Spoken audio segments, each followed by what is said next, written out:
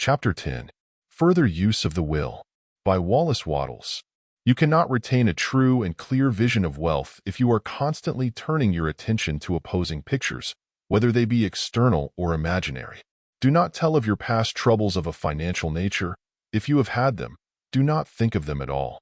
Do not tell of the poverty of your parents or the hardships of your early life.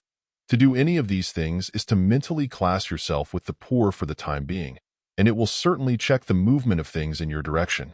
Let the dead bury their dead, as Jesus said.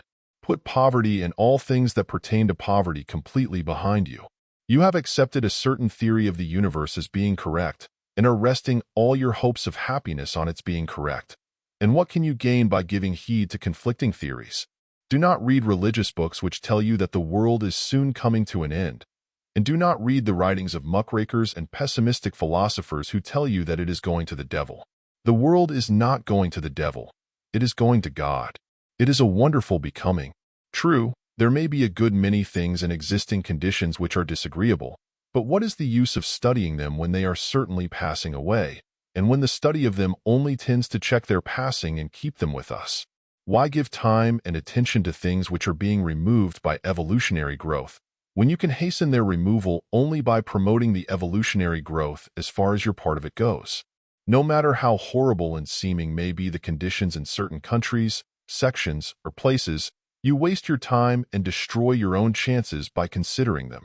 You should interest yourself in the world's becoming rich. Think of the riches the world is coming into, instead of the poverty it is growing out of. And bear in mind that the only way in which you can assist the world in growing rich is by growing rich yourself through the creative method, not the competitive one. Give your attention wholly to riches. Ignore poverty. Whenever you think or speak of those who are poor, think and speak of them as those who are becoming rich, as those who are to be congratulated rather than pitied. Then they and others will catch the inspiration and begin to search for the way out. Because I say that you are to give your whole time and mind and thought to riches, it does not follow that you are to be sordid or mean.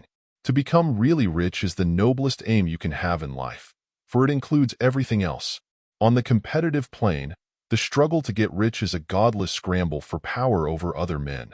But when we come into the creative mind, all this is changed. All that is possible in the way of greatness and soul unfoldment, of service and lofty endeavor, comes by way of getting rich. All is made possible by the use of things. If you lack for physical health, you will find that the attainment of it is conditional on your getting rich. Only those who are emancipated from financial worry, and who have the means to live a carefree existence and follow hygienic practices, can have and retain health. Moral and spiritual greatness is possible only to those who are above the competitive battle for existence, and only those who are becoming rich on the plane of creative thought are free from the degrading influences of competition. If your heart is set on domestic happiness, remember that love flourishes best where there is refinement, a high level of thought, and freedom from corrupting influences. And these are to be found only where riches are attained by the exercise of creative thought, without strife or rivalry. You can aim at nothing so great or noble, I repeat, as to become rich. And you must fix your attention upon your mental picture of riches to the exclusion of all that may tend to dim or obscure the vision. You must learn to see the underlying truth in all things. You must see beneath all seemingly wrong conditions the great one life ever moving forward toward fuller expression and more complete happiness. It is the truth that there is no such thing as poverty, that there is only wealth. Some people remain in poverty because they are ignorant of the fact that there is wealth for them, and these can best be taught by showing them the way to affluence in your own person and practice. Others are poor because, while they feel that there is a way out, they are too intellectually indolent to put forth the mental effort necessary to find that way and travel it. And for these the very best thing you can do is to arouse their desire by showing them the happiness that comes from being rightly rich. Others still are poor because, while they have some notion of science, they have become so swamped and lost in the maze of metaphysical and occult theories that they do not know which road to take. They try a mixture of many systems and fail in all. For these, again, the very best thing to do is to show the right way in your own person and practice. An ounce of doing things is worth a pound of theorizing. The very best thing you can do for the whole world is to make the most of yourself. You can serve God and man in no more effective way than by getting rich. That is, if you get rich by the creative method and not by the competitive one. Another thing, we assert that this book gives in detail the principles of the science of getting rich, and if that is true, you do not need to read any other book upon the subject. This may sound narrow and egotistical, but consider, there is no more scientific method of computation in mathematics than by addition, subtraction, multiplication, and division. No other method is possible. There can be but one shortest distance between 2 points. There is only one way to think scientifically, and that is to think in the way that leads by the most direct and simple route to the goal. No man has yet formulated a briefer or less complex system than the one set forth herein. It has been stripped of all non-essentials. When you commence on this, lay all others aside. Put them out of your mind altogether. Read this book every day. Keep it with you, commit it to memory, and do not think about other systems and theories. If you do, you will begin to have doubts and to be uncertain and wavering in your thought, and then you will begin to make failures. After you have made good and become rich, you may study other systems as much as you please. But until you are quite sure that you have gained what you want, do not read anything on this line but this book, unless it be the authors mentioned in the preface. And read only the most optimistic comments on the world's news, those in harmony with your picture. Also, postpone your investigations into the occult.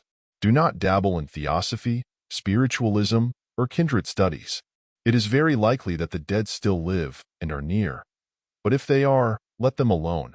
Mind your own business. Wherever the spirits of the dead may be, they have their own work to do and their own problems to solve, and we have no right to interfere with them. We cannot help them, and it is very doubtful whether they can help us, or whether we have any right to trespass upon their time if they can. Let the dead and the hereafter alone, and solve your own problem. Get rich. If you begin to mix with the occult, you will start mental cross-currents which will surely bring your hopes to shipwreck. Now, this and the preceding chapters have brought us to the following statement of basic facts. There is a thinking stuff from which all things are made, and which, in its original state, permeates, penetrates, and fills the interspaces of the universe. A thought, in this substance, produces the thing that is imaged by the thought. Man can form things in his thought, and by impressing his thought upon formless substance, can cause the thing he thinks about to be created. In order to do this, man must pass from the competitive to the creative mind.